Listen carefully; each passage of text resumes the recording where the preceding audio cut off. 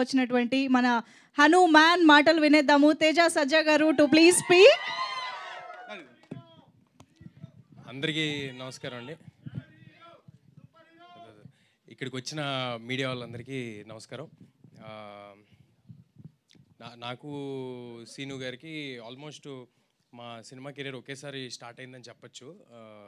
Zombie Reddy నుంచి పరిచయం, నాకు కంటిన్యూస్గా సినిమాలు చేసుకుంటూ వస్తాం, ఇక పైన కూడా సినిమాలు చేస్తాం. ఈ సినిమా గురించి ఆయన రోజు సరదాగా మాట్లాడుతూ, మేమిద్దరం యూజువల్గా రియాక్షన్లో మాట్లాడుకుంటూ ఉంటాం అనమాట. సినిమా రియాక్షన్లు ఉంటాయి కదా మామూలుగా, అలాంటి సినిమా రియాక్షన్లో మాట్లాడుకుంటుంటే ఈయన ఒకరోజు అన్నారు, సార్ నేను ఓ సినిమా చేస్తున్నాను సార్, నేనే మెయిన్ లీడ్ అన్నారు. సో నేను సినిమా రియాక్షన్ ఇచ్చా అలా స్లో మోషన్లో. అలా రియాక్షన్ ఇస్తే ఆయన నో నో నో అని ఆయన రియాక్షన్ ఇచ్చారు.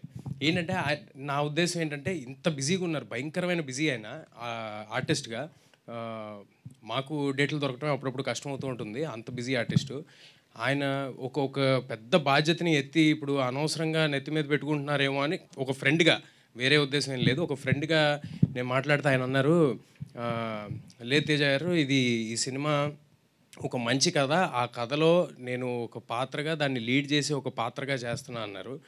ఒక చిన్న ఫన్నీ ఇన్సిడెంట్ ఉంది. జాంబీ రెడ్డిలో ఏదైనా వెరైటీగా ఉండాలి, ఈయన వెరైటీగా ఉండాలంటే, సో ఎవరి ఐడియానో నాకు గుర్తులేదు కానీ ఫైనల్గా came up with an idea, ఈ కన్ను లేకుండా ఉండటం అనే ఐడియా ఒకటి పెట్టుకున్నారనమాట. అలా కన్ను మూసుకుని యాక్టింగ్ చేస్తూ ఉంటారు ఈ సినిమా అంతా.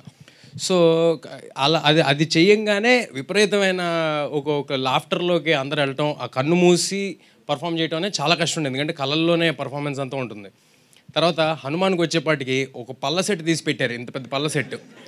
సో ఆయన అప్పుడప్పుడు నేను ఎదురుగుండా నుంచి రియాక్షన్లో డైలాగులు చెప్తుంటే ఆ పళ్ళ సెట్ నాకు వస్తుంటే నేను క్యాచ్ పడుతుండేవాడిని రియాక్షన్లో. పట్టుకుని పెట్టుకోండి సార్ మళ్ళీ అని ఇస్తుండేవాడిని అనమాట.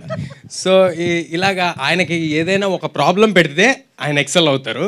దీంట్లో ఒక పెద్ద ప్రాబ్లం ఉంది ఆయనకి, నవ్వుతూనే ఉండాలనే ప్రాబ్లం. సో ఆయన డెఫినెట్గా ఎరగదీసి ఎక్సెల్ అయి ఉంటారని అనుకుంటున్నాను. ఒక అర్థవంతమైన సినిమాకి కామెడీ జోడిస్తే చాలా పెద్ద సినిమా అవుతుందని నమ్ముతున్నా. చాలా మీనింగ్ఫుల్ ఎమోషన్స్తో మీనింగ్ఫుల్ వే ఆఫ్ ఫిల్మ్ ఇది. అలాంటి సినిమా చేసినందుకు ఇక్కడ ఉన్న టీం అందరికీ చాలా చాలా థ్యాంక్ యూ. ఇలాంటి సినిమాలు ఇంకా ఎక్కువ రావాలని కోరుకుంటున్నాను, ఎందుకంటే మనం చాలాసార్లు అక్కడెక్కడో ఒక వెరైటీ సినిమా వచ్చింది, దాంట్లో ఎమోషన్ అదిరిపోయింది, అది అని చెప్తూ ఉంటారు. అలాంటి సినిమా మనకి ఇక్కడ వస్తుంది మన టాలీవుడ్లో. We should all be very proud of Getup Seenu first of all as an actor.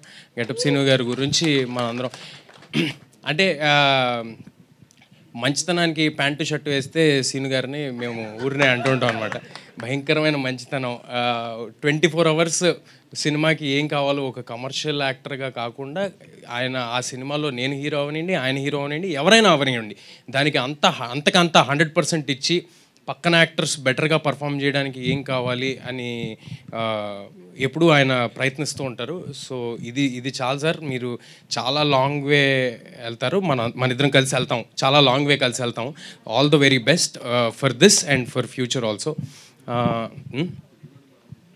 ఏది అంటే నేను ఇక్కడికి రావడానికి ఒక రీజను, ఇంత మంచి సినిమా తీశారు, దీనికి నా వంతు ప్రయత్నం చేయాలని ఒకటైతే, రెండోది ఆయన వండే బిర్యానీ కోసం. చేపల పులుసు, బిర్యానీ, ఇక్కడ అందరూ ఉన్నారు, అందరికీ ఆయన వండి పెడుతూ ఉంటారు. నేను చెప్పా కదా, మంచితనానికి ప్యాంటు షర్ట్ వేస్తే గెటప్ సీను గారిని.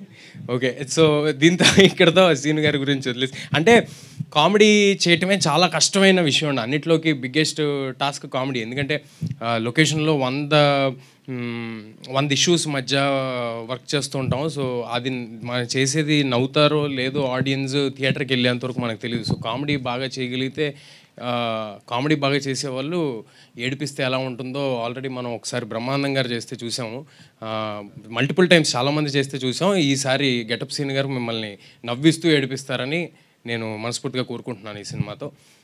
ఈ సినిమా మే 17వ తారీఖు థియేటర్స్లో వస్తుంది. అందరూ తప్పకుండా థియేటర్స్కి వచ్చి ఈ సినిమా చూడండి, ఇలాంటి కొత్త రకమైన సినిమాల్ని ఎంకరేజ్ చేయండి. అండ్ ఇక్కడ కృష్ణమాచారి గారు 3 years నుంచి అందరూ చెప్తున్నారు 3 years నుంచి పట్టుదలగా ఇదే సినిమాకి 100% ఇచ్చి చేశారని. 3 years ఒక సినిమా చేయడం ఈజీ కాదు సార్, అది నాకు తెలుసు. Congratulations and all the very best. ఈయనకి సపోర్ట్ చేసిన Prashant garu, producer Prashant garu, Rajesh garu, all the very best sir. కంటెంట్ని నమ్మి ముందుకెళ్తున్నారు. మీరు ఇలాంటి సినిమాలు మరెన్నో తీయాలని కోరుకుంటున్నాను. This is your first film right? Ankita garu, all the very best and welcome to Telugu film industry. Harshavardhan Rameshwar గారి పాటలు నాకు చాలా ఇష్టం అండి. సీను గారు నాకు ఎప్పుడో చాలా స్టార్టింగ్లో ట్యూన్ స్టేజ్లో ఉన్నప్పుడు వినిపించారు, రాజు యాదవ్ చూడు. నేను విపరీతంగా ఎంజాయ్ చేశాను ఆ సాంగ్.